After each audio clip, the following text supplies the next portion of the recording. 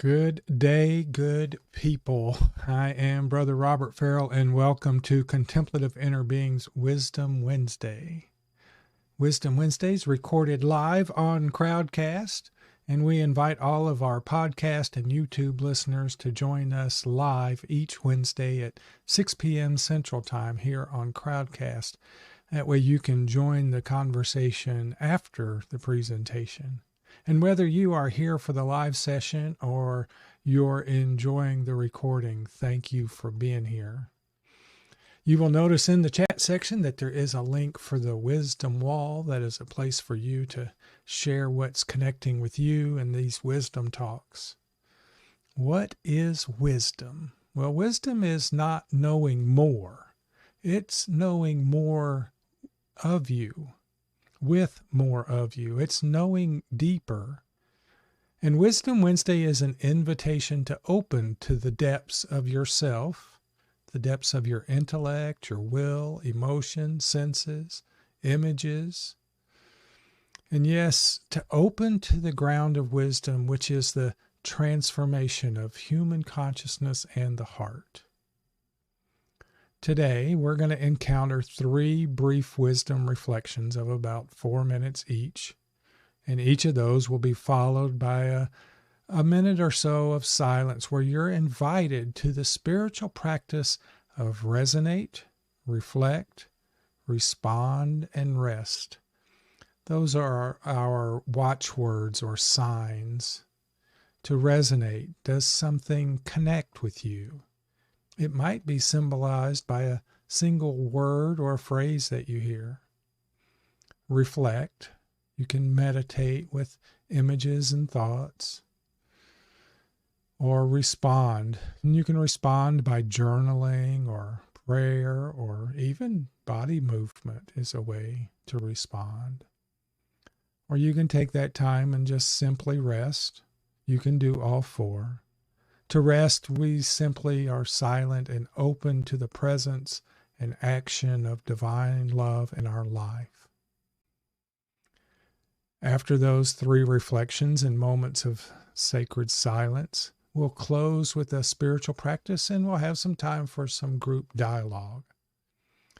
And today's theme is the prophetic path. So with an open heart and a calm, centered presence, and a gentle breath, let us begin.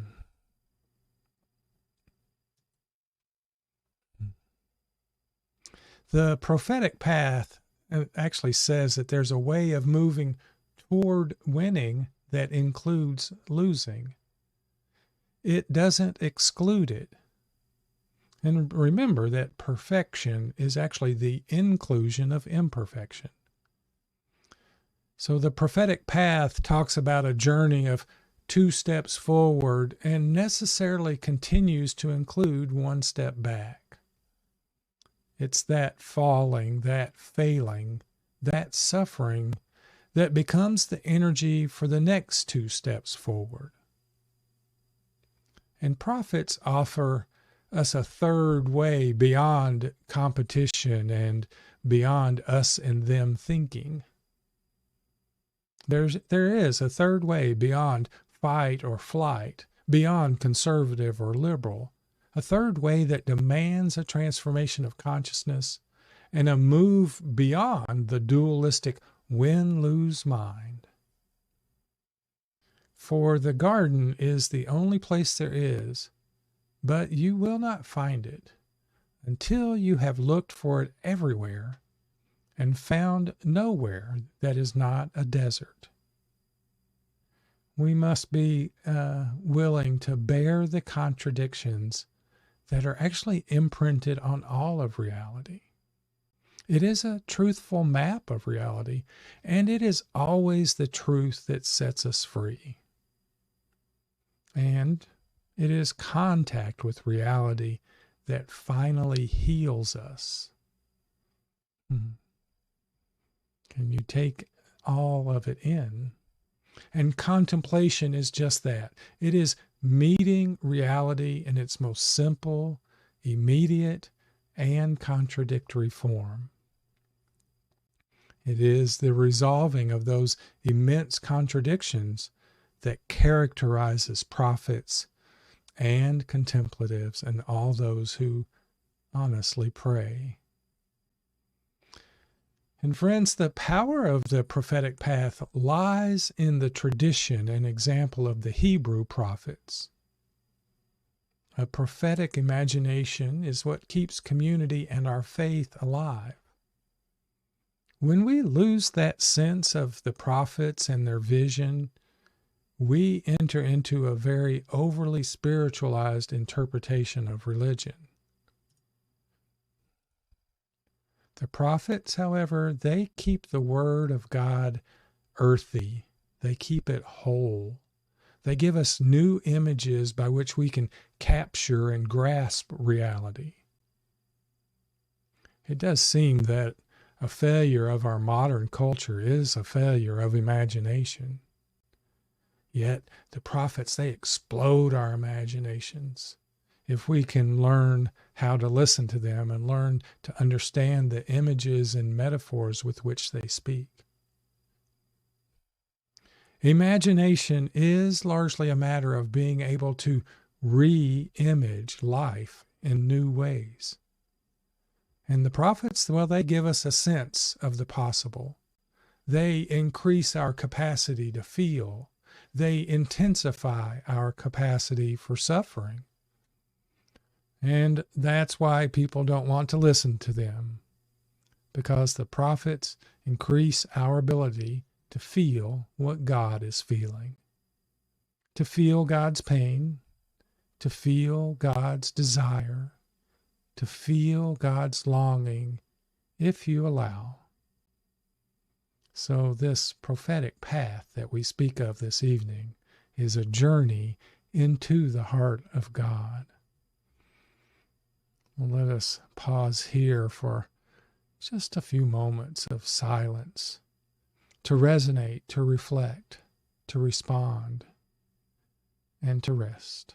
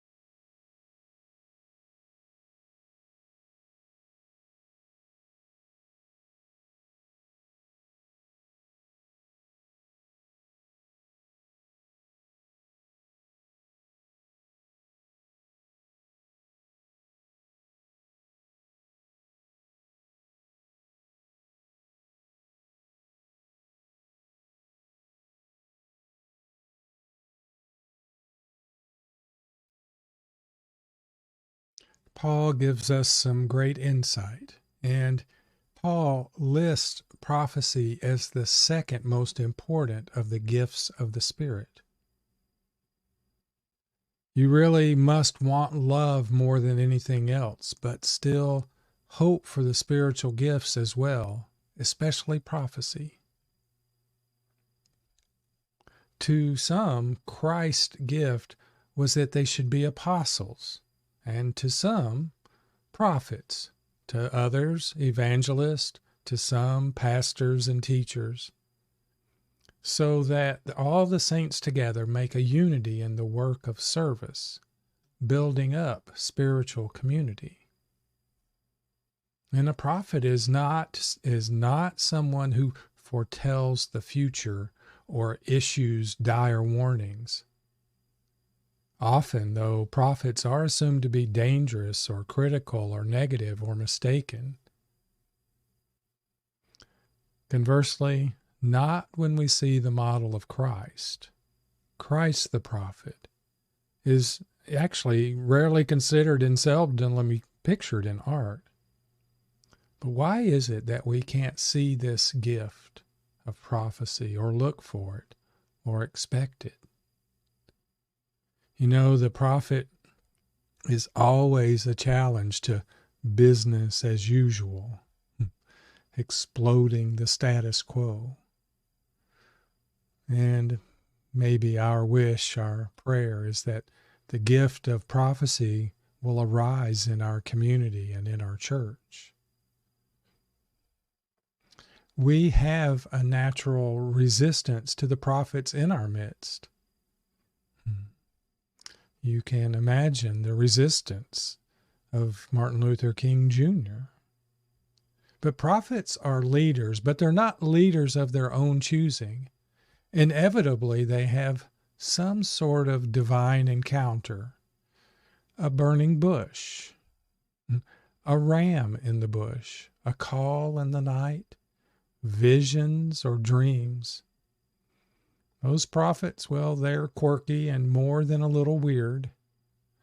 Take Jeremiah as an example, crying all the time, and Isaiah, fasting and lying in the dirt, and John the Baptist, eating locust, and Huldah, prophesizing doom. One of the most important characteristics of prophets, though, is that they are dangerous to the system. And they have a relationship and intimacy with the divine. So in bringing messages from God, and God doesn't mince words, but bringing those messages, God speaks directly through the prophets. And they act on behalf of community, not for their own gain. And as prophets, they were never supposed to do it alone. They looked to the community. The work of living and dying and raising children, the work of leading congregations, was never meant to be solitary work. We can sit with that for a minute. Have you ever felt as if God's Spirit was on you? Do you know who is your community? And if you're called to the prophetic task, where is your prophetic community that will feed you and support you and guide you and help you? So let's take that and let's just sit with that for just a minute as we resonate, reflect, respond, rest.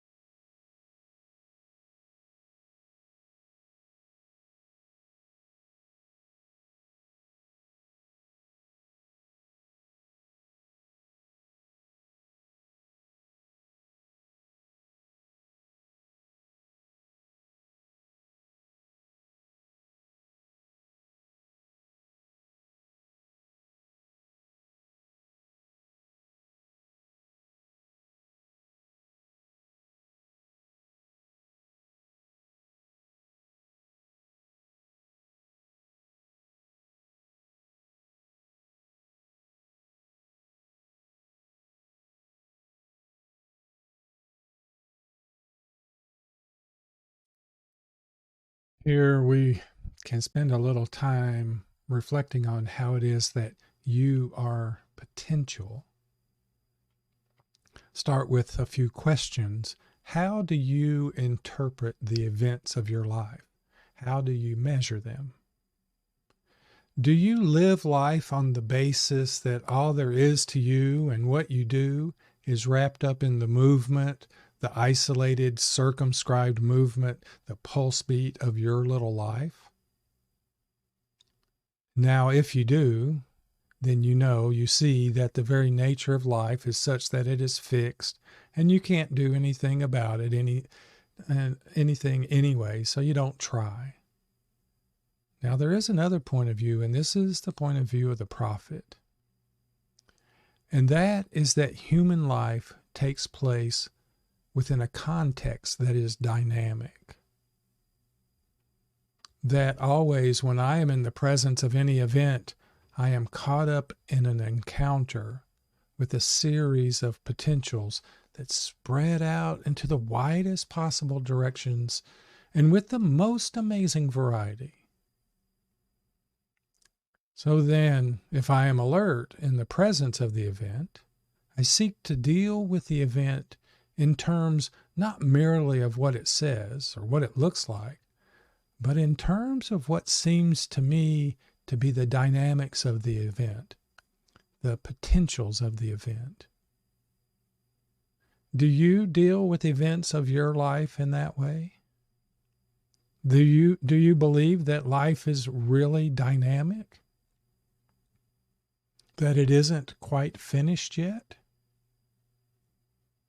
That not only are you involved always in a circling series of potentials, but that you are potential.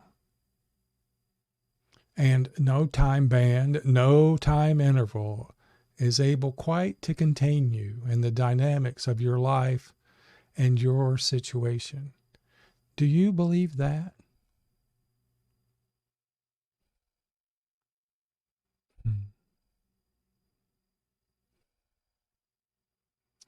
The prophetic stream supports learning.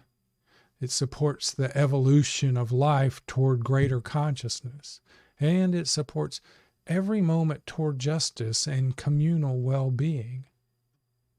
And at the same time, the prophetic stream offers healing waters when we become aware of our mistakes, and cleansing waters that enable us to learn from our mistakes and to move forward. All we need to perceive is the direction of the journey, and that's toward mutual relationship. And we need to perceive what the next step is in that direction. And the prophets, both ancient and modern, they help us to learn to walk toward liberation. And even with their help, our stride is challenged and unsure. Yet their example can give all of us the courage to take risk, to honor mistakes as we struggle to learn our way forward. And with this learning, we can take the next step on the liberating path. Friends, remember, God supports falling forward. God supports mistake-ridden risk-taking and boundary crossing for the sake of growth in consciousness and relationship. God actually energizes this journey, animating all life forms to bring forth new ways to explore new relationships. God offers forgiveness to the people when their adventures go off track and when they behave in ways that betray their friendship with their fellow human beings and with God.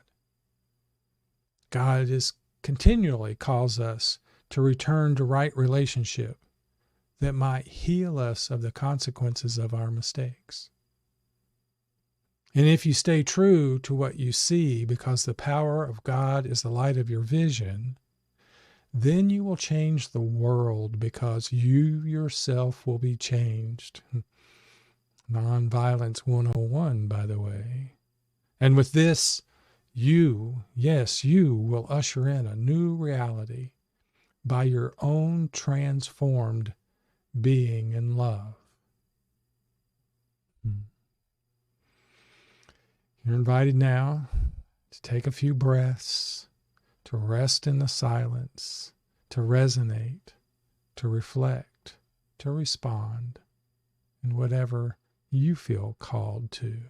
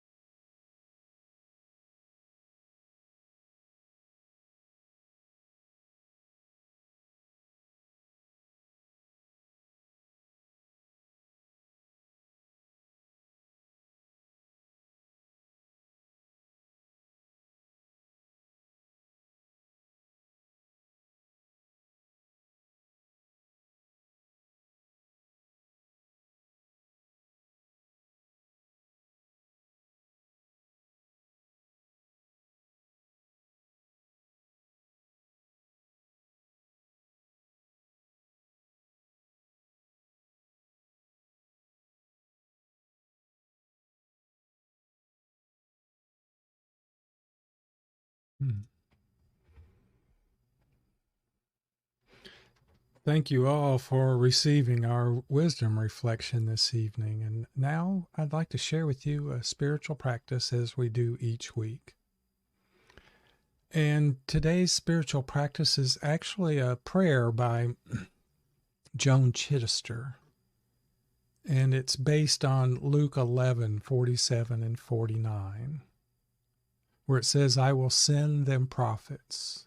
This is God supposedly speaking. But they will kill them and afterwards build monuments to them.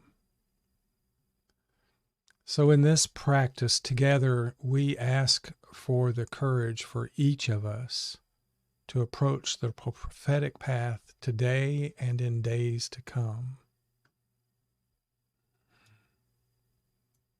With our hearts wide open, may we hear these words. God of the great gaze, we humans prefer satisfying untruth to the truth that is usually unsatisfying. Truth is always too big for us, and we are so small and afraid. So you send us prophets and truth speakers to open our eyes and ears to your big picture. Show us how to hear them, how to support them, and how to interpret their wisdom. Help us to trust that your prophetic voice may also be communicated through our words and actions. May we practice a spirit of discernment and a stance of humility so that your truth be spoken, not our own. We ask this in the name of Christ the prophet, whom we also killed and will always kill in the name of our little truths. Help us, for we desire to share in your great gaze.